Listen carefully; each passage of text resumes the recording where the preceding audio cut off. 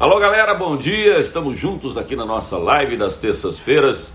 Nosso querido irmãozinho Bruno Medrado, ele está numa doutrina chamada eleição. Então, nas próximas 2 semanas ele não vai participar com a gente, mas o Edivar vai.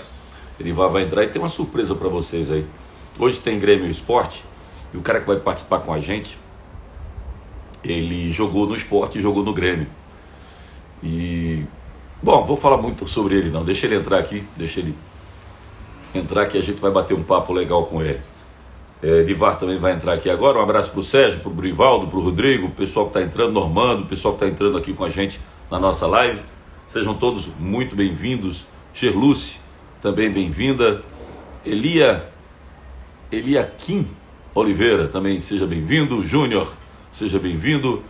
Edivar entrou aqui, deixa eu acenar para ele. Edivar. Entrar ao vivo. Tá, Edivar. Entra aqui com a gente. Fala, opa, cabeleira. Beleza? Tudo em ordem, você? Esperando o nosso convidado de honra. Guilherme Velho, quanto tempo não lhe vejo, amigo. Seja bem-vindo aqui à nossa live. Bom dia para você que está desejando bom dia para a gente. Helder Catani, Josimar. O Helder, lá está em São Paulo agora, o Helder. Você conhece ele, né? Ana Luz. Conheço. Felipe está aqui com a gente também. Sejam todos muito bem-vindos. Vamos falar hoje de futebol, tá? Normalmente a gente fala de esportes amadores, hoje a gente vai falar de futebol, vamos falar de Copa do Mundo, que está chegando. Vamos falar do Amistoso do Brasil, na próxima sexta-feira. Vamos falar, sabe, do jogo do esporte hoje contra a equipe do Grêmio. Eu estou esperando esse cara entrar aqui para que ele possa bater um papo com a gente, tá? Para que ele possa conversar. Como eu falei, ele jogou no Grêmio e jogou no esporte. Ele tentou entrar aqui, mas não conseguiu. Eu não tinha aberto ainda a live. Agora vai ser tranquilo. O Helder Catani aí, outra vez passou mensagem para você lá. O Anderson também está chegando aqui com a gente. Sejam todos bem-vindos. O Edivar, ele está em BH, Belo Horizonte. Na Grande Belo Horizonte, né? Ou em BH? Eu estou em Belo Horizonte mesmo. Eu moro em Belo Horizonte mesmo. Você estava um tempo em Betim, foi? Mas eu só trabalhava em Betim, mas eu sempre morei em Belo Horizonte. Betim é como se fosse o cabo de Santo Agostinho, mais ou menos. Tá? Do lado, né? É do lado. Eu fui jogar quando eu era gerente do Náutico, fui levar o Náutico para jogar aí, e não tinha hotel em BH, eu fiquei em Contagem. Contagem também é vizinho, Olinda, Jabotão, é como se ficasse em Piedade. É do lado. A diferença é que você falou de 3 praias seguidas aí. E aí não tem praia.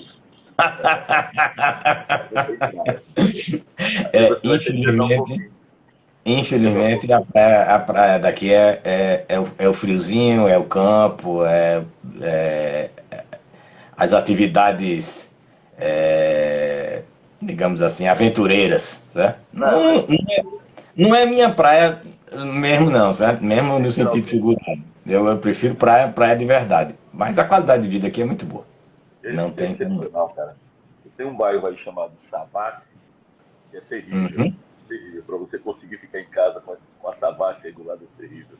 É muito. Eu, certa vez, em 1991, 92, eu criei um bar aqui. A gente botou um restaurante com um amigo, o Leódio da Zagra, que era jogador da Seleção Brasileira de hóquei sobre patins, treinador de hóquei sobre patins. Hoje é nutrólogo. E estudou e, enfim, botou um outro ramo. Eu lembro do Leandro, né? Jogar no esporte, né? Isso, jogou no esporte, jogou no português, jogou na seleção. Chegou a jogar na seleção brasileira também. Ele chegou a jogar no Sertãozinho, em Portugal? Ele jogou na Smar, que era concorrente do Sertãozinho, lá na cidade de Sertãozinho também. Jogou no Internacional de Santos, que era um outro time de São Paulo. E foi um dos melhores jogadores, sem dúvida, aqui. E aí o Leandro voltou do Sertãozinho, desde a década de 90, e disse, Léo, vamos botar um restaurante. E a gente colocou. Eu coloquei o nome do restaurante de Picanha ao Léo. Bem criativo, né? Leônidas, Leonardo. Mas me arrependi, Edivar. Eu tinha que ter colocado, quando eu registrei o nome do bar, eu tinha que ter registrado o nome do bar como sendo Clube da Esquina. Clube da Esquina. Era numa esquina, era fantástico o restaurante. E tinha que ter Clube da Esquina, porque eu queria reverenciar a música mineira. Com o Lobos, com o Flávio Venturini, com o Beto Guedes, com aquela galera, Milton Nascimento, aquela galera que cantava muito, né? E que fazia dessa região aí, com o Clube da Esquina, algo imortal, né? Isso, até hoje. Ouve as músicas até hoje, são fantásticas. Vamos falar de futebol. O Nando não entrou ainda. Eu já falei o nome dele. Ele não entrou ainda, mas vamos falar de Grêmio Esporte. Tem uma pulga atrás da minha orelha, buzinando de que hoje vai ser diferente. Mas essa desgracenta dessa pulga, ela na sexta-feira passada me falou que o Náutico ia se dar bem com o Vasco. E o Náutico tomou de 4-1 pro Vasco. Eu posso confiar nessa pulga de Vasco? Não, né? Olha, o Grêmio como o Vasco estão muito inconstantes, né? Certo? E o Sport tá, eu diria que menos em casa. Fora também não tá nada bem, certo? Tá bastante... É um contraste, cara. Ele em casa ele é 100%. Fora de casa ele é 100% negativo. Ele não vence um, agora, fora de casa, ele vence todos os. se a gente pegar alguns últimos resultados do Grêmio com o Sport fora, assim, o Sport tem tido uns resultados até razoáveis, né? Eu acho que no histórico recente o Sport tem se dado bem contra o Grêmio, né? Assombrosos. Resultados assombrosos. Mas tem Renato Gaúcho lá agora, né? Renato Gaúcho um dia vai ser treinador de futebol. Renato é um grande taxiador de avião. Sabe aquele cara que fica...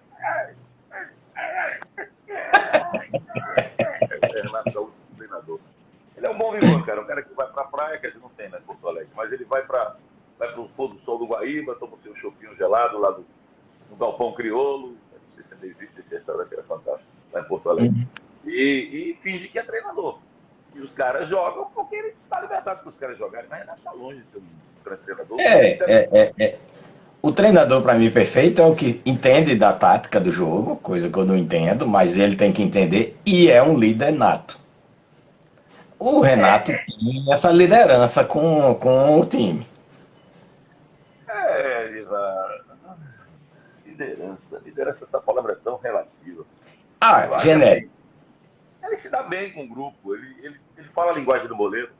Ele fala a linguagem do boleiro, mas está longe de ser treinador. Um dia cogitaram o nome dele para a seleção brasileira. Eu falei, se ele assumir a seleção, ele sai do Brasil. Mas vai vir mesmo. Eu não vou fazer para a seleção brasileira, eu vou mandar no corpo do Renato Gaúcho, não tem como. Você pega um cara que é um excelente treinador, que é o Tite. O Tite, ele na verdade, ele fez uma sabatina, né, Ivan? Ele era um treinador cujo apelido era Empatite, porque 1-0 era goleada do Tite. Ele passou um ano sabático, um ano parado, foi para a Europa. Teve a humildade de conversar com o Mourinho, com o Guardiola, grandes treinadores lá do Dalém Mar, e cresceu muito os conceitos dele, voltou completamente diferente. E uma coisa que ele falou que eu acho fantástico é que ele entendeu, através dessas conversas, principalmente com o Guardiola, que o segredo de um treinador de seleção brasileira é fazer com que o jogador atue pela seleção com a mesma competência que ele faz no clube. Com o mesmo desenvolvimento, tá? E o você não está perguntando se Tite saísse da seleção, quem seria o treinador ideal? Pep Guardiola, chama ele, se ele vier. E ele quer, tá? Você deve, ele tem esse sonho. Ele tem. Ele é. O pai dele, na verdade, era fã da seleção de 82. Não sei se você viu a live que eu peguei com o Adeval, quando o Adeval falou mal da seleção de 82. Eu queria matar ele aqui, estrangular ele pelo celular, mas não dava pra fazer. Eu não quero fazer polêmica, mas eu até quase concordo com ele, sabe? Eu não achava aquela seleção grande coisa, não. Prazer em conhecê-lo e falar com você. Qual é a melhor seleção brasileira depois da de 70, cara? Não tem pra ninguém. O Brasil tinha 2 jogadores que destoavam daquela seleção: Valdir Pérez e Serginho. Mas Leandro, Oscar, Luizinho, Júnior, Cerezo, Falcão, Sócrates, Zico e Éder, todos eram craques. Todos, sem exceção, eram craques de bola. Sim, mas os jogos não foram tão bonitos, não. Jogando a Copa. E ele, Ivan? Foram difíceis. Aquele jogo contra a Rússia foi um jogo difícil, o Brasil ganhou. Aí teve jogo que foi ajudado, que não teve jogo que foi ajudado pela arbitragem, né? Acho que foi contra a Espanha, né? Não, a Espanha foi campeão lá. A Espanha foi na Copa seguinte. Não teve Escócia. Não lembro direito, não. Não, o Brasil ganhou da União Soviética você ganhou da Escócia e ganhou da Nova Zelândia na primeira fase. 3 vitórias. Aí, no regulamento da época, tinha um triangular. E o vencedor do triangular ia para a semifinal. E nesse triangular, o Brasil jogou com a Argentina e jogou com a Itália. Ganhou da Argentina, de 3-1. Aí foi um jogo histórico. Perfeito. O Brasil jogou muita bola. O Maradona foi expulso. O Brasil abriu 3-0. A Argentina fez o gol no final. Mas sobrou o Brasil. Aí a Itália empata com a Argentina e o Brasil vai jogar pelo empate contra a Itália para passar para a semifinal. E acontece a tragédia do Sarriá. Foi algo... Eu escrevi uma crônica logo depois que aquilo aconteceu, dizendo que os deuses do futebol, eles lá em cima, encantados com o futebol da seleção, eles tomaram um porre de vinho. E aí, Brasil, vamos ganhar! Aí os caras bebendo dormiram. Aí dormiram, a Itália virou o jogo. A Itália ganhou o jogo. E ganhou o jogo, o torcedor está lembrando aqui do Paulo Rocha, no que ganhou o jogo do Brasil, quando eles acordaram, e aí, Brasil na semifinal, e não, vocês dormiram aí, o Brasil perdeu. Porque aquilo foi uma fatalidade sem tamanho. Aquilo ali, se o Brasil jogasse 10 vezes contra a Itália, ganhava 8, cara. Fácil. E terminou perdendo para a Itália naquela oportunidade, mas a bola que o Brasil jogava, Edivar, naquela seleção, esse futebol estaria moderno até hoje. Porque hoje se prega muito a movimentação, né, dos jogadores, e o Brasil não jogava com ponta direita. Se você se lembrar daquela Copa, o Brasil faz um gol contra a Argentina com Sócrates pelo lado direito, batendo entre o goleiro e a trave, e no Zoff e a trave. O Brasil faz um outro gol pela direita, um levantamento de Falcão para a cabeçada do Serginho. Então, havia um rodízio. Quem começa como titular na seleção pelo lado direito é Paulo Isidoro. Depois não tem mais lugar para ele. Paulo Isidoro era um cracaço, jogava no Atlético inteiro aí, BH. E era um cracaço, mas sobrou da seleção. Então o Brasil jogava com Cerezo, Falcão, Sócrates e Zico. Sempre Zico caía pela direita, Sócrates caía pela direita, Falcão caía pela direita. Sempre havia um rodízio, o Cerezo ficava mais fixo. Serginho de centroavante, aquele centroavante de referência, e Éder flutuando pelo lado esquerdo. Foram golaços em todos os jogos. Zico faz um gol de meia bicicleta. Éder faz um gol de cavadinha. O gol do Júnior, ele samba na frente da Argentina, numa tacada de sinuca do Zico, e o Júnior tira do goleiro e bota para dentro do gol. Aquilo ali é moderno até hoje. Se você assistir outra vez aquela seleção, você acha que está num mundo moderno. E já a Copa de 94, que eu tive, eu não sei se o prazer, sim, eu tenho que dizer que tive o prazer de estar lá nessa Copa, na conquista do tetracampeonato, eu nunca consegui ver o jogo Brasil e Itália outra vez. Nunca. O Brasil é campeão do mundo. O máximo que eu consigo é ver os pênaltis. Mas o jogo em si eu não consigo ver. É terrível. O Brasil já estava muito mal. Aquela coisa de. A seleção foi. É verdade. O João Lucas está dizendo que o Dino Zoff jogava muito. Era um grande goleiro. A seleção de 94. Hoje nessa semana eu vi a reportagem. A entrada do Zinho, o time do Brasil, ao lado do Mazinho. O Mazinho toma a posição de Raí. Nós estamos falando da seleção de 94. O Mazinho entra no lugar do Raí e o Brasil. Aí vira ferrolho de vez. Aí vira uma retranca. Era Dunga, Mauro Silva, Mazinho e Zinho. Ó, Dunga, Mauro Silva, Mazinho, 3 marcadores, e Zinho e Ceradeira. E só girava, não fazia nada. Zinho foi tido, quando ele começou, como um novo Zico do Flamengo e ficou só por aí mesmo. Sem nada de Zico. E aí Bebeto e Romário jogaram lá na frente sem ter a obrigação de marcação. E foram decisivos, sem dúvida alguma, na Copa do Mundo, mas o futebol do Brasil era terrível naquela Copa. Terrível. E tem um detalhe, aí sim, veja. Para o Brasil passar em 82, sempre o Brasil vai pegar 3 seleções bambembas na primeira fase, né? E a exceção de 66, eu não me lembro do Brasil ter caído fora na primeira fase. E caiu fora em 66 e quebraram o negão, né? Partiram o Pelé no meio, deram na jugular dele. E aí o Brasil caiu fora na primeira fase. Mas todas as outras Copas o Brasil atropelou nessa primeira fase. E vai ser de novo agora, vai passar a fase nessa primeira fase. Aí começam 4 decisões. Oitavas, quartas, semifinal e final. Nessa seleção de 94, o Brasil só cruzou contra uma seleção razoável, que era a nossa freguesa, apesar de ter ganho para nós em 74, a Holanda era uma freguesa de caderninho da gente. Mas quase apronta, né? A gente fez 2-0. O jogo com os donos da casa também foi um jogo difícil, porque teve o Leandro expulso logo lá, e daí foi um jogo difícil. O Xará Leonardo foi. Leandro era 10 anos antes. Foi na geração de 82 que eu te falei. Eu estava lá, Edivar, nessa Copa aí. O americano, ele não gostava do soccer, ele não gostava do futebol com os pés. O americano, ele sempre foi a NFL, né? O americano com as mãos, ele sempre foi adepto do americano. Agora não, eu acho que o Barack Obama ajudou muito a quebrar essa coisa, quando ele, no Air Force One, o torcedor está dizendo aqui, o João Lucas dizendo que a Holanda, todas as finais que ele disputou, foi vice, é uma viçaça, foi vice em 78 contra a Argentina, foi vice em 74 contra a Alemanha, era sempre vice. Em 2000 contra a Espanha. 2000 contra a Espanha, quando a gente ia ter a quebra, né? Quebrou a hegemonia a Holanda e a Espanha. 2000 não, 2010. 2010. 2010, na África do Sul. Ia ter uma seleção inédita, né? Ou Holanda ou Espanha. Aí a Holanda vai e outra vez. Mas, miseravelmente, é a vingança dele. Nesse jogo de Dallas, do Cotton Bowl, de 94, eu estava no estádio. O centro de imprensa ficava do lado do estádio Cotton Bowl.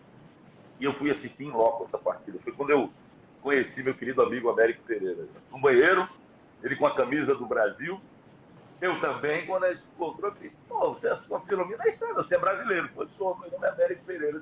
Eu sou seu fã sem lhe conhecer. E nos encontramos. Esse jogo, no Cotton Bowl, eu não sei se você lembra, tem uns torcedores tradicionais da Holanda, um deles, inclusive, é um índio. Ele usa um cocar enorme, todos alaranjados, né, com a camisa da Holanda, e eles são uma festa nos estádios. Então, quando eles me viram com a camisa do Brasil, eles foram para cima de mim, tiraram foto, tiraram onda, ganharam o tempo inteiro, mas deitaram e rolaram. E eu, brincando também com eles, né? Conversando em inglês com eles, mas papo.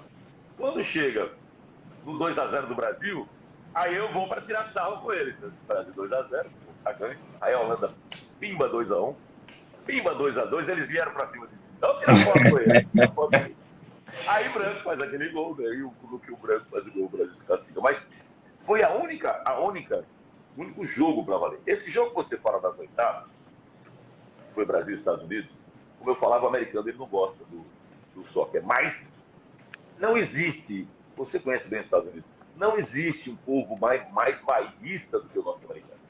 Você vai nas casas norte-americanas, tem bandeira dos Estados Unidos na casa do cara.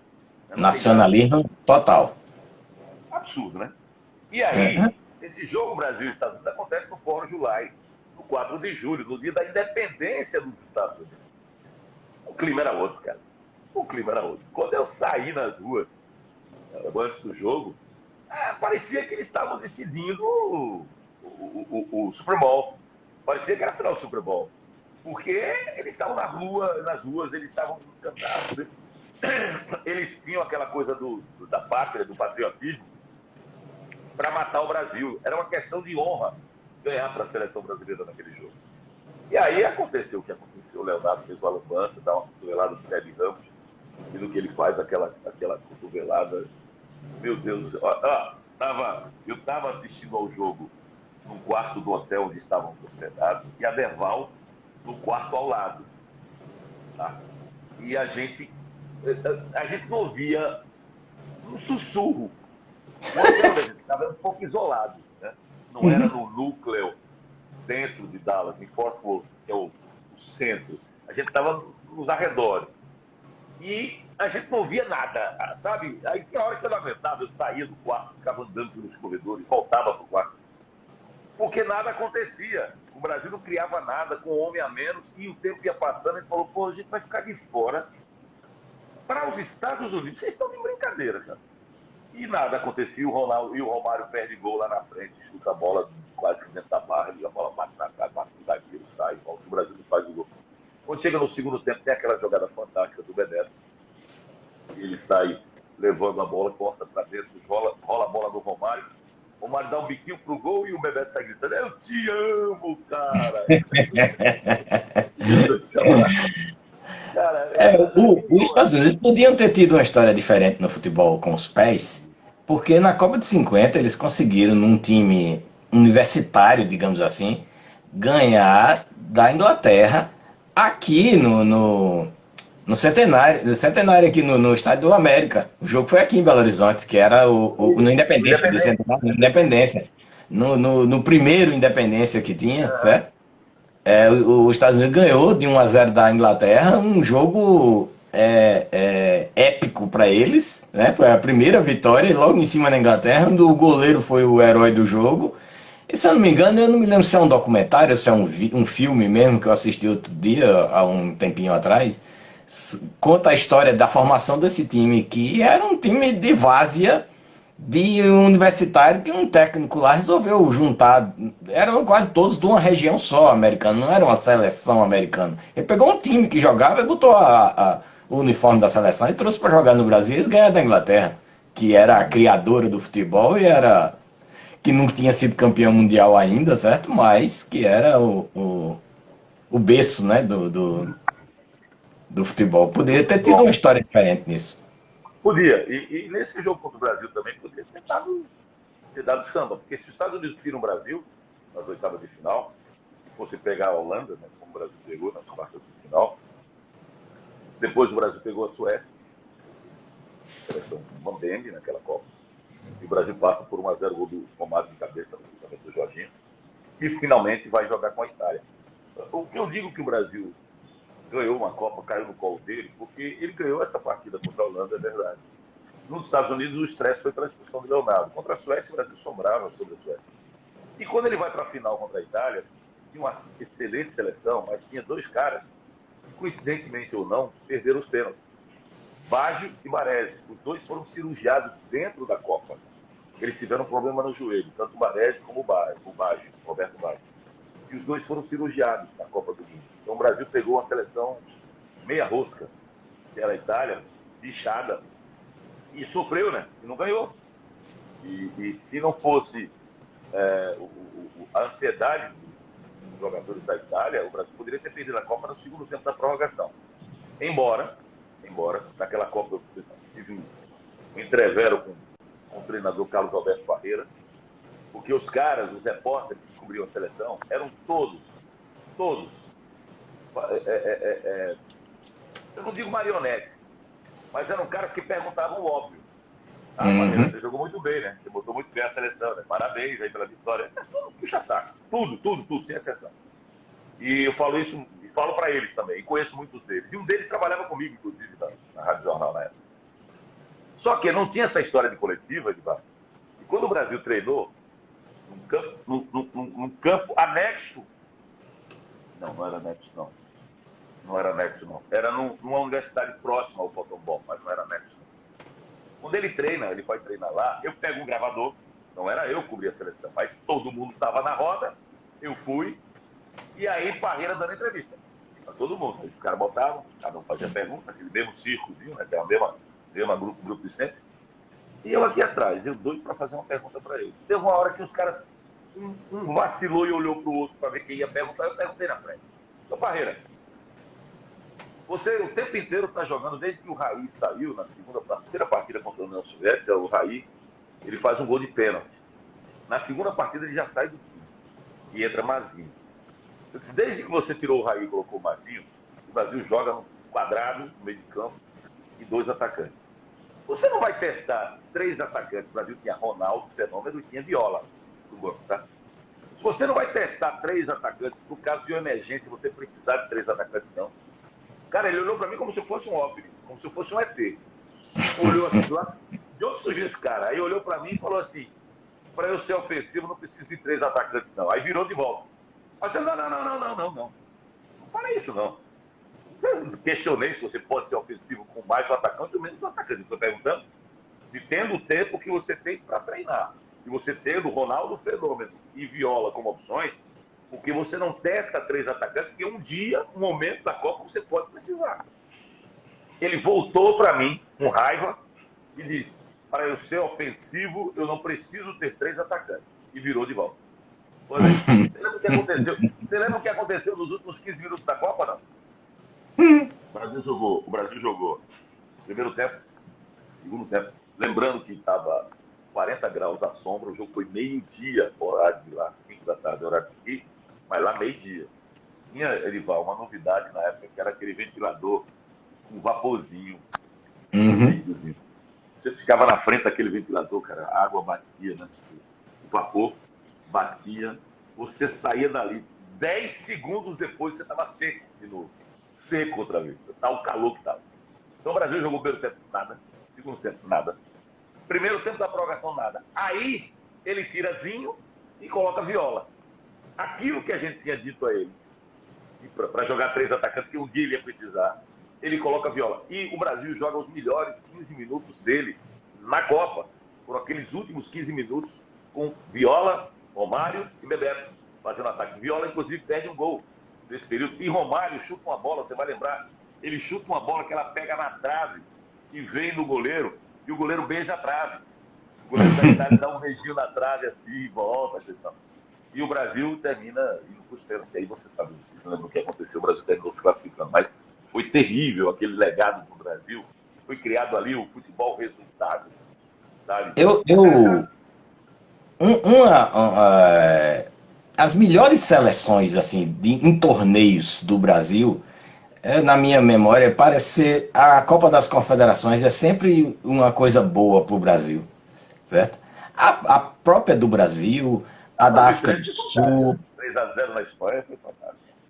a da Alemanha, né? 4-1 ganhou de 4 da Alemanha e da Argentina, em jogos realmente ali, aquelas seleções ali que jogaram naqueles. Inclusive a da África do Sul teve um sufoco, levou 2-0 dos Estados Unidos no primeiro tempo e virou e não ganhou fácil. Aquilo é engodo, Edivar. Aquilo é engodo. O cara achar. Pô, se você observar o retrospecto, vai ver qual foi a seleção que ganhou a Copa das Confederações e um ano depois ganhou a Copa do Mundo. 0. Não é? Você chega na Copa das Confederações, arrebenta e se acha, entendeu? Chega na Copa do Mundo, é fumo, é outra coisa, não ganha não. Mas na Copa do Brasil, você não acha que o Brasil mudou muito o jogo da Copa das Confederações em 2013 para a Copa em 2014, não? O Fred mesmo, ele era jogava num jeito na Copa das Confederações. Chegou na Copa do Mundo, virou como diziam lá, o Cone, né? Você estava de poste, né? Você estava de referência. E um ano antes ele era decisor demais. O que foi que houve ali naquela mudança ali de um lado para o outro? Ô, Edivar, eu vou voltar no tempo 8 anos.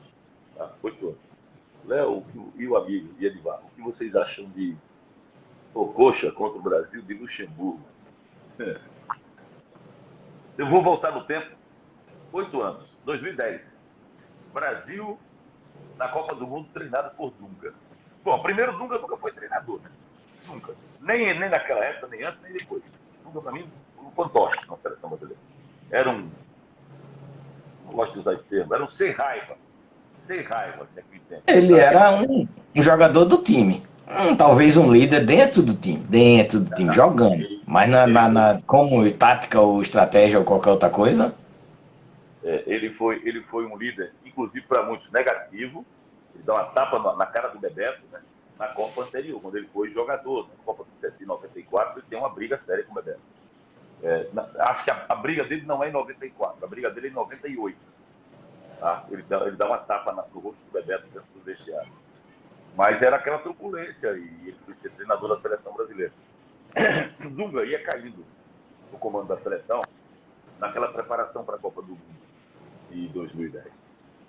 E ele faz um pacto com os jogadores para que, se os jogadores salvassem o emprego deles, não lembro se era a Copa América ou se era a própria eliminatória, mas ele tem que ganhar. E o Brasil ganha. E ele fecha o grupo, um pacto com 2 anos antes. Ele vai, muita coisa muda em 2 anos, cara. Muita coisa muda. Então, imagine você fechar um pacto. Pronto, bota o Tite 2 anos atrás. Você não tinha Anthony, você não tinha Rafinha. O Vini Júnior estava se firmando. O Rodrigo do Real Madrid também estava se firmando. Essa meninada toda que veio voando nos últimos 2 anos estavam fora da seleção brasileira se ele fosse fiel àquele pessoal que estava lá atrás. Muita coisa muda. Aí surgiram somente, nesses 2 anos que o Dunga fez o pacto lá, 2 carinhas, um tal de Ganso e um tal de Neymar. Voaram pelo Santos. E ele não levou. Ele levou o Júlio Batista. Ele levou Grafite, meu amigo Grafite. Levou para a Copa. Aí o que acontece? O Brasil está ganhando por 1-0, sobrando da Holanda. Robinho pede um gol incrível para fazer 2-0 no primeiro tempo. A Holanda vira o jogo no segundo tempo e aí ele olha para o banco. Eu vou botar aqui, Júlio Batista, vou botar grafite para virar um jogo contra a Holanda. Ele podia ter Ganso, podia ter Neymar. Então aquele pacto que o Dunga fez mata o Brasil naquela situação. Essa Copa das Confederações de 2013, muita coisa acontece. O Fred cai muito de produção do time do Brasil. Mas o Filipão acredita que aquela seleção que encantou o mundo, dando de 3-0 na final contra a Espanha, que era a seleção que tinha sido campeã do mundo em 2010, né? Tinha sido a campeã do mundo em 2010, né? Contra a Holanda.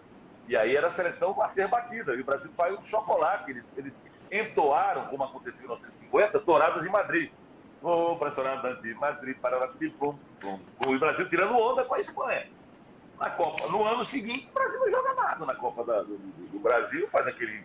Vai galgando aquelas classificações meio mambembes, né? E termina caindo fora naquele jogo contra a seleção da Holanda. Mas eu acho que o Brasil mudou muito, sabe? O Brasil de 2013, eles jogavam futebol mais coeso, mas caiu muito de produção para chegar em 2014, para o Filipão ter mantido. E aí, o drama maior vem naquele 7-1. O Brasil vai jogar 7-1. Eu tava no 7-1, eu disse, Zé. Disse, você é um dos poucos que assumem que tava. Eu conheço os 30 caras aqui de Recife que estavam lá e eu tava, eu ia mais desistir. Conversa, estavam lá assim. Tem vários que não assumem que estavam lá, sabe, que foram pé frio. Você assume, você fala, fui, tava lá, e tal. Não, tem, assim, digamos, conquistas. Eu tive num jogo de Copa do Mundo, tive numa corrida de Fórmula 1 e tive num jogo de Olimpíada. Qual foi da Fórmula 1 que você estava? Eu tive em 93, na vitória de Senna lá em São Paulo. Putz, que vitória fantástica. Não foi dar uma marcha, não. Ele venceu duas. Ele venceu 9-1 e 9-3, né? Foi 9-3. Da marcha, ele fica só com a marcha. É 9-1 ou 9-3? Eu acho que é 9-1. 9-1, né? Eu não acredito nessa história, tá? Porque se alguém pudesse ganhar uma corrida com uma marcha só, ele não tinha perdido nenhum o ano todo. Eu não sei o que aconteceu, mas eu não acredito nessa história. Eu também não acredito. Não. Nem acredito naquela cena que ele levanta a bandeira. Que não conseguia levantar. Uma bandeira. Tu não consegue levantar uma bandeira. Tu tá certo. Ele tem, em função dessas marchas todas quebradas, ele tem que mexer. Na época o câmbio era manual, né? Não era borboleta, sequer borboleta ainda. E ele tinha que mexer na marcha. Mas pô, para ter espasmos musculares a ponto de não conseguir levantar uma bandeira, pelo amor de Deus. Eu já vi Piquet ser desclassificado de corrida porque descobriram que ele tirou engrenagem do campo para aliviar o peso. Que ele, marcha que não usava, ele tirou. Para quem não sabe, Piquet era mecânico. Apesar de ser filho do Souto Maior, chegou a ser ministro, alguma coisa desse tipo, Piquet, ele nunca foi filhinho de papai, sabe? Não sabia usar o dinheiro do pai. Então ele era mecânico, ele ralava. Mansell arregou muito, mas muito mesmo, os carros que o Piquet ajeitava. Piquet na Williams ajeitava o carro todinho e Mansell pegava o arrego de tudo que ele fazia para fazer o turbo da Williams na época, conseguir. Tem muitos que são assim. Quando o cara consegue fazer os dois, aí o cara se destaca muito fácil. Né? O Piquet conseguiu. Acho que o Senna também, não tanto quanto o Piquet, mas conseguiu bem. O Hamilton também entende muito do carro, não precisa de outro piloto para preparar o carro para ele. Lógico que as equipes hoje são outras coisas, né? O que era uma equipe de Fórmula 1 nos anos 80 e 70, o que é hoje, certo? O custo, e agora que estão limitando o orçamento, o custo de uma equipe de Fórmula 1 dá para bancar a temporada toda da Fórmula Indy. Uma equipe de Fórmula 1. Banca todos os carros da Fórmula Indy. É muito mais caro. Deixa eu esclarecer aqui para o nosso internauta que está nos acompanhando. E Piquet era melhor do que Senna, viu, amigo? Ô, João, Piquet era melhor do que Senna. Eu sei que eu compro uma briga tremenda quando eu falo isso aqui, porque Senna tinha muitos adeptos e tem todo um nacionalismo por trás. Mas o Piquet, era muito mais piloto que o Senna. Inclusive, a maior ultrapassagem da Fórmula 1, ela acontece em Barcelona, com o Piquet ultrapassando o Senna por fora, como diz o Sérgio Maurício. Por fora. ele bota o carro, ele tenta uma vez, Senna fecha. Ele tenta a segunda, você lembra disso, Edivar? Lembro, sempre lembro. O Piquet tenta a primeira vez, aí Senna fecha. Ele tenta a segunda, Senna fecha. Aí ele tenta a terceira e finge que vai dar por dentro, Senna fecha, ele vai por fora. O carro fica de lado. Piquet passa a Senna com um carro de lado tremendo. Era um piloto espetacular, Nelson Piquet. Para mim, mais piloto que o Senna. É porque o Senna foi tricampeão numa fase em que só tinha um carro na Fórmula 1. Para vocês terem uma ideia, meu Deus, qual foi o ano que isso aconteceu? Eu não sei se foi no primeiro título, 88, se foi 90 ou se foi 91. Mas num dos títulos do Senna, do tricampeonato, das 16 corridas, 15 foram ganhas pela McLaren. Era um carro só, era ele próximo. Feita a Mercedes até o ano retrasado, certo? Depois, antes a Red Bull, a Ferrari também passou um tempo assim. Eu acho que esses 2 últimos anos, com a entrada da Liberty Media na organização da Fórmula 1 e criaram regulamentos para equiparar um pouco mais, é que está um pouco melhor. Até que a Red Bull está um pouco mais forte esse ano, mas eu não diria porque ela é tão melhor, não. É porque o regulamento no meio do caminho mudou e tinha vários caminhos a se seguir. E eles tiveram competência de escolher o caminho certo. Não é porque... E que vão mudar de novo e já eles vão se equilibrar com os outros, certo? Hoje, o Leclerc e o Verstappen, eu acho que estão num nível acima, e o Hamilton, lógico, né? Mas eles estão acima do resto. O Russell também é muito bom, mas é muito novo. Tu não acha que Hamilton vai terminar caindo na história do Vettel, não? Porque o Vettel, ele era um excepcional piloto com um grande carro. Quando o carro caiu, ele sumiu, desapareceu. Eu tenho medo de Hamilton, viu? Medo de Hamilton. É um grande piloto, mas sempre pegou o carro de ponta, né? Mas isso aconteceu, por exemplo, o próprio Schumacher, quando voltou para a Fórmula 1, ele voltou pela Mercedes. Água. E o Hamilton entrou no lugar dele e ganhou. É muita coisa. O Piquet, pouca gente sabe disso. Piquet, ele foi vice-campeão do mundo numa briga com Carlos Reutemann. Acho que 80, né? Ele é campeão 81, 83 e 86, né? O tricampeonato do Piquet. Ele, no campeonato, eu não lembro se é contra Alan Jones ou contra Carlos Reutemann, mas ele fica pertinho ali, quase ganha o título, numa Brabham. Um carro que... Mas ele foi campeão da Brabham, em 81 ele foi campeão de Brabham. Foi, no ano seguinte ele dá o troco e é campeão. Ele foi campeão pela Brabham, foi bicampeão pela Brabham ainda. Acho que na terceira é que ele ganha pela Williams, né? Na terceira ele ganha o título do... Não concordo com você, Ayrton foi melhor. Vai ter que ser, Piquet vai ter que nascer de novo para ser melhor que não, vai procurar na história que você vai ver que Piquet... Desses grandes aí, entre Schumacher, Hamilton, Piquet, Prost, Senna, certo? Sem falar coisa mais antiga, porque realmente eu não tenho condições de falar, é difícil demais, porque o carro na Fórmula 1 influencia muito, certo? Não dá para dizer realmente, esse cara é melhor do que aquele. Por isso que eu sou Piquet, porque Piquet foi campeão em 2 carros diferentes quando tinham 4 caras brigando pelo título. Não era essa discrepância de um carro como o Senna foi com o Prost, não. Ou era campeão Senna ou era campeão Prost, pô. Porque o carro era infinitamente melhor, Piquet não. Piquet ganhou o campeonato com 4, 5 pilotos espetaculares com o Niki Lauda, cara. Piquet foi campeão com o Niki Lauda correndo na Ferrari, quer dizer, era outra coisa, era outra história. E eu vi, você disse que estava presente nessa corrida de 93, eu estava naquela de Jacarepaguá, que Piquet é primeiro e Senna segundo, que os dois levaram, ainda não tinham brigado, levantou os dois a bandeira do Brasil lá, você lembra? É isso aí. Acho difícil medir exatamente, certo? Schumacher com certeza também foi um grande piloto e está no mesmo nível deles aí, apesar de ter tido o carro melhor, mas ele era melhor do que quem estava junto. Por exemplo, teve um ano que Schumacher bateu e quebrou a perna, que ele seria campeão mais uma vez. E o Irvine, que substituiu ele, não conseguiu ser campeão. Mesmo a equipe toda voltada para ele, ou seja, a diferença fica...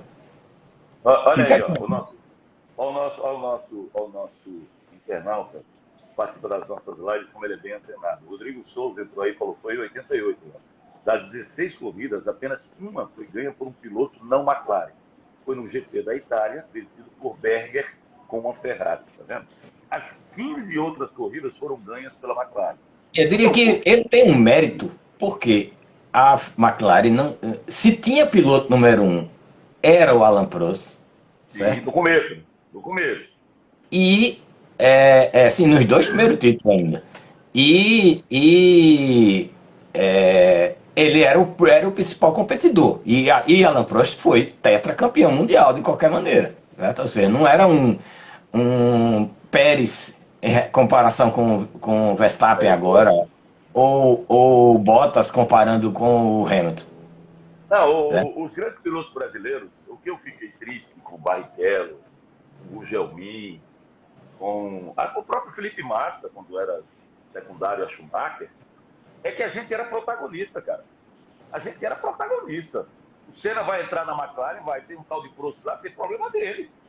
Problema dele. Eu vou ganhar dele. E você lembra de antes deles quebrarem o pau, eles davam cada entrevista um lado do outro, rindo, provocando, né?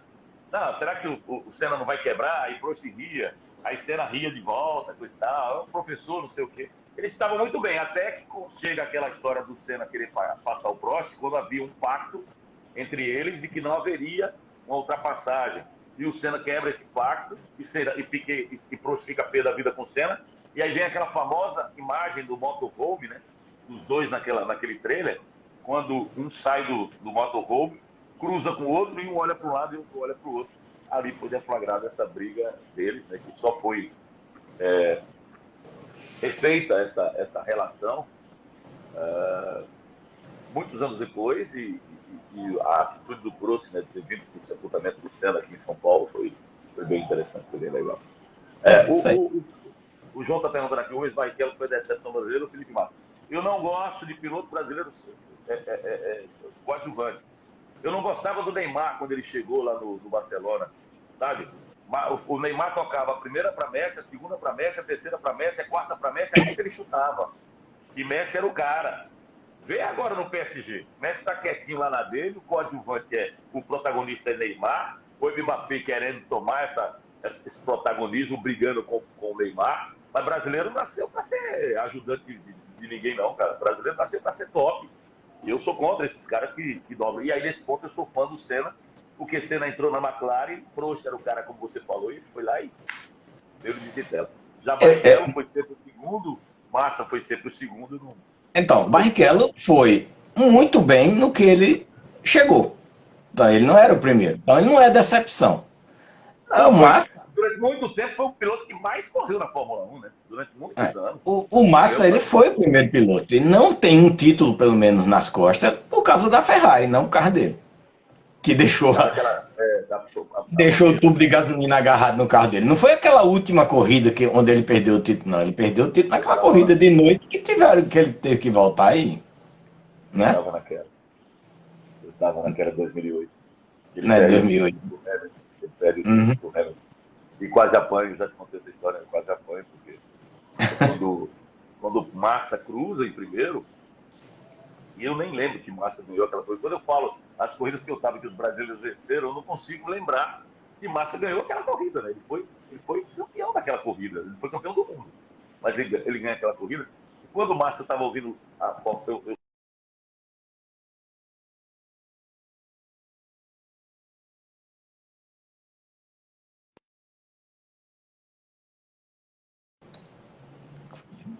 voltou aqui, não sei o que eu fiz de errado.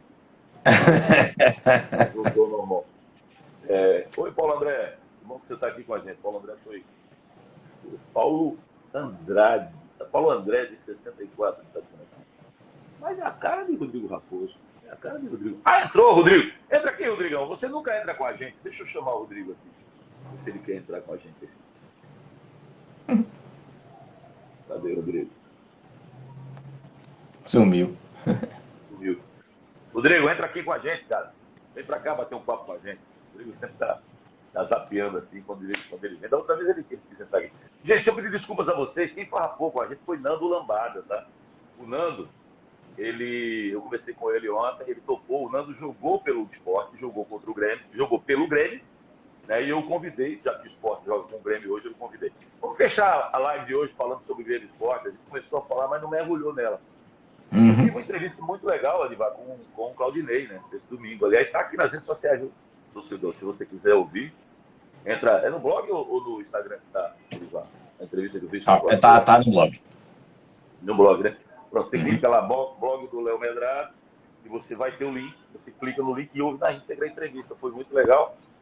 E ele deve jogar, acho eu que ele não vai mudar a forma de jogar, não. Quando o Sport tem a bola, ele joga Fabinho pro lado direito, o Juba pro lado esquerdo, jogam 2 centroavantes, o Love vem mais para ser o armador, Giovani fica no meio, Ronaldo e Fabinho são os 2 volantes, Sander na esquerda, Eduardo deve ser mantido na direita. A dúvida é se Thierry volta. Você para que volte hoje na vaga do alemão, senão vai jogar o alemão ao lado do Sabino e Sander na esquerda. Sabe qual é a minha preocupação hoje, Edivar?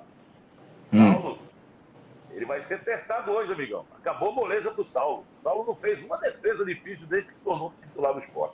A defesa do Sport melhorou muito. A defesa do Sport tinha tomado 10 gols em 4 jogos. Tomou aqueles 4 do Sampaio, tomou 4 do Ituano. Tinha tomado 10 gols em 4 jogos. Nos últimos 7, ele tomou... Nos últimos 7 jogos ele tomou 4 gols. 7 jogos o Sport tomou 4 gols. Ele arrumou a defesa de volta. O Claudinei fala sobre isso na entrevista pra gente. Mas não houve nenhum tipo de defesa difícil do Saulo até agora. Eu estou preocupado porque hoje ele vai ser bombardeado. Hoje ele vai ter problema. Vai ter problema. Você quer apostar no Grêmio hoje? Vamos fazer um palpite? Vamos fazer o palpite? Bora. Qual é o seu palpite? 2-1 Grêmio é meu palpite. Minha torcida é por uns 3-0, 4-0, certo? Mas meu palpite é 2-1. Peraí. Torcida por 3-0, 4-0 pra quem? O que é que você acha? Pô, mas tu é pernambucano, pô. Tu é tricolor, mas é pernambucano. Não, mas eu não sou comentarista nem jornalista, não. Eu sou torcedor. É, o torcedor do teu jeito, o torcedor cega mesmo. Eu vou Sport 2-1 hoje. Sport 2-1 hoje. O meu placar seu invencido. Lá do Sport. Acho que o Sport hoje. O Sport jogou bem, fora de casa. Contra o Ituano, tomou de 4-1, mas jogou bem. Contra o Tombense, perdeu de 1-0, gol do meio de campo, mas jogou bem. Contra o CRB, perdeu de 2-0, mas jogou bem. O Sport tem jogado bem fora de casa, tem perdido. E tem feito Falando em Tombense, o Ciel tá se destacando lá, né? Irmão do Nildo, né? Com 70, eu não sei se é 72 ou 73 anos. Eu não sei.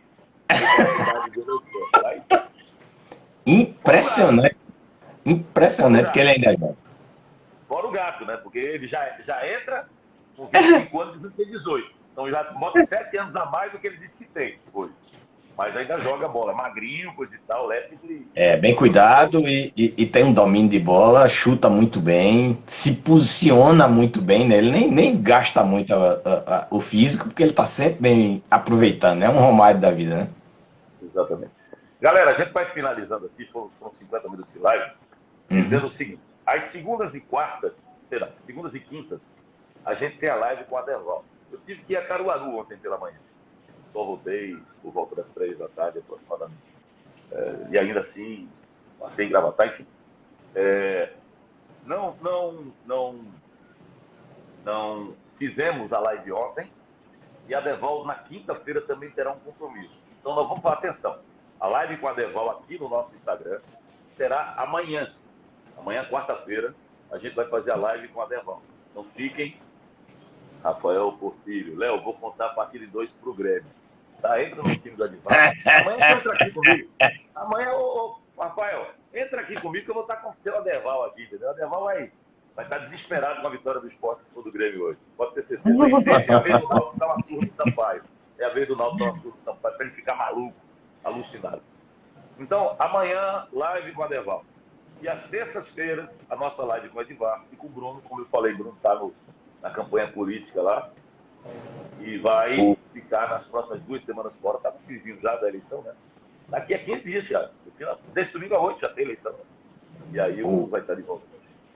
O Rodrigo Souza ali perguntou qual o canal do YouTube. Você vai no YouTube e coloca na busca Léo Medrado PE que você vai achar o canal. E a gente vai ter o domínio já a partir, acho que daqui a uns 10 dias, né, Diva, mais ou menos. Eu acho que mais uma semana, eu acho que a gente já vai ter o domínio que vai ser o Léo Medrado PE mesmo, né? Pronto, aí você já vai poder entrar no nosso YouTube, no nosso canal do YouTube, vai poder ver as lives da gente também no canal do YouTube e fica arquivado lá para você assistir quando você quiser. Então, anote aí na sua agenda. Segundas e quintas, live com a Deval. Excepcionalmente, nesta semana, nós vamos fazer a live com a Deval amanhã, quarta-feira. Terças-feiras, nossa live com o Edivar e com o Bruno Medrado, tá bom? Fred Pereira, seja bem-vindo aqui, Fred. Um abraço para você. Fred Pereira, que mora em... Eu não sei se ele acha que ele está em João Pessoa agora. Ele está em João Pessoa. Ele morou muito tempo lá em Juazeiro da Bahia, está em João Pessoa agora. O Rodrigo perguntou o canal do YouTube, você já respondeu, né, Edivar? Isso. Beleza, não falamos sobre Copa do Mundo. A gente vai ter muito tempo para falar sobre Copa do Mundo, sobre convocação. Agora, vou dizer uma coisa para você, viu, Edivar?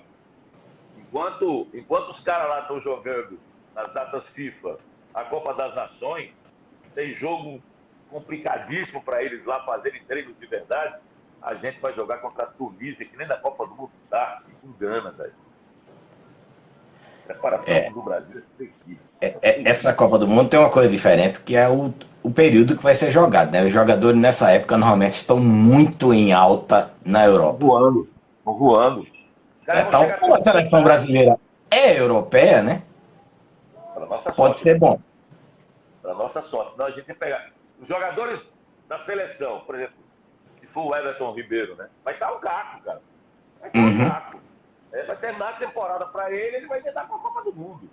Exato. Agora não. Os brasileiros, os brazucas que jogam lá na Europa, vão chegar todos voando na Copa do Mundo, porque vão estar com... Nem metade da temporada eles chegaram, nem na metade eles atingiram. Vai ser uma Copa física, muito física, mas vai ser, como disse o Tite, eu não sei se você viu o Tite no Bem Amigos, vai ser uma Copa muito técnica. E o... Meu Deus, foi o Júnior? Não, foi quem estava à direita dele? Foi o Kleber Machado. O Kleber fez uma pergunta para ele, que ele, Galvão, inclusive, foi puxar saco do Tite, dizer assim, não pergunta isso para ele. E o Kleber foi incisivo. Não, eu quero saber o seguinte, se a Copa fosse amanhã, você tem a sua seleção escalada, aí Tite correu, coisa e tal, aí Galvão tirou onda, aí Kleber foi de novo. É simples a pergunta que eu estou fazendo. Quero saber se você fosse jogar amanhã, se você tinha a sua seleção escalada. Ele falou na lata, não. E sabe por que não, Aníbal? Porque tem muitas formações possíveis que ele pode utilizar na seleção brasileira. Se ele quiser um centroavante de referência, ele vai botar Pedro de centroavante. Ele vai botar Pedro. Se ele quiser uma seleção flutuante, ele joga com o Antony, ele joga com o Rodrigo, ele joga com o Vini Júnior, vai ser titular sem dúvida. O Neymar vira meia. Né? Vamos ver como é que ele vai fazer. Realmente tem muita gente. Só está faltando lateral, mas no meio e na barra, andando pelo meio do campo até o ataque, as laterais é que deixa um pouquinho lá. Já levava, eu sei que eu levo porrada pelo Digo, mas já levava o velhinho lá. Ainda botava o Dani Alves. Mesmo jogando no México, lá subido, ele botava o Dani Alves ali. Depende dele. Ele tem uma conversa com ele para saber se ele tem condição de jogar mesmo. Né? Ô Edmar, tu lembra da última Copa América? Foi o que aconteceu? Que aquele cara fez? Ele foi o melhor da Copa, pô. Com certeza. Já. Foi o melhor da Copa América. Então, é o que eu tô dizendo. Depende dele. Ele tem que saber. Tem que ter consciência. Muito melhor que Danilo, muito melhor que esses caras que estão aí. Danilo é muito fraco, cara. Muito limitado. A lateral esquerda também do Brasil é outra desgraceira. É porque o Marcelo também só quer saber de... Faz o Sportbet aí, só quer saber de fazer aposta aí, de trabalhar. Mas o Marcelo e o Dani, pô, tem muita bola acima de Alexandre, de Danilo, desses caras que estão pelas laterais, você tá certo. A gente só tá com problema nas laterais. Mas do meio, o miolo de zaga... Eu escrevi essa semana, não sei se você viu. O Brasil tem a melhor dupla de zaga do mundo, Marquinhos e Thiago Silva. O Brasil tem o melhor volante do mundo, que é Casimiro. O Brasil tem o melhor jogador da atualidade, voltou sério e está jogando sério, não sei como vai ser na Copa, mas o Neymar, que está jogando hoje, ele está jogando a melhor bola do mundo hoje, Neymar, mas sério, centrado, né, consciente do que está fazendo, não é aquele cara... Até estranhei nesse jogo agora com o Lyon, não sei se você viu. Primeira bola dele, ele pega uma bola rente a linha de lado, O cara vem por trás e dá um empurrão nele. Joga ele do lado no chão. Aí ele cai no chão, o juiz manda seguir, marca arremesso em mão. Se o Neymar é aquele Neymar, ele já levantava e ia pra cima do árbitro com a outra serena. Ele levantou, olhou pro lado, o juiz não deu, ele levantou e foi embora pro jogo. Quer dizer, o cara hoje está muito mentalizado. Eu acredito que se o Neymar chegar com essa cabeça pra Copa do Mundo, e ele sabe, tem aqui, ó. Cadê a revista? Meu Deus, tá aqui. Deixa eu mostrar aqui pra vocês, peraí. Deixa eu mostrar. A revista Placar desse mês passado, qual a capa aqui? Deixa eu mostrar pra vocês. A capa aqui. É o alvo. A última chance do craque. A última chance do craque. E tem o Neymar com a mão para trás, cheio de flecha. Cheio de flecha, porque o que estão secando o Neymar é uma farra. Mas ele sabe que é a grande chance dele de ele entrar para a história. Ou é agora, ou não mais. Ou É não. isso aí. Ele vai. Vamos em frente. Até a próxima, brother. Até a próxima. Até a próxima. Abraço. Terça-feira a gente está junto. Um abraço para você. Obrigado a todos vocês, todos sem exceção, que entraram aqui com a gente. Lamento mais uma vez a farrapada do Nando. Ainda dizem que esse cara era titular e eu era reserva dele. Pô, pelo amor de Deus, olha profissionalismo, cara. Vê se eu falo. Não tá farrapando aí. Um abraço, Nando. Eu sei que você não entrou por um motivo. O Nando trabalha do lado do diretor do banco, uma rede de bancos.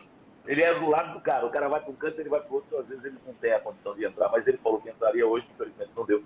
Mas fica para uma próxima oportunidade. À noite tem Grêmio Esporte, a gente vai estar junto na CBN. O jogo começa às 7 da noite, tá? Você não perdeu o horário. 7 da noite, Grêmio Esporte, a gente vai estar junto na CBN. E nas redes sociais aqui durante todo o tempo a gente vai estar ao lado de vocês. Um grande abraço, até a próxima. Um abraço a todos que participaram também.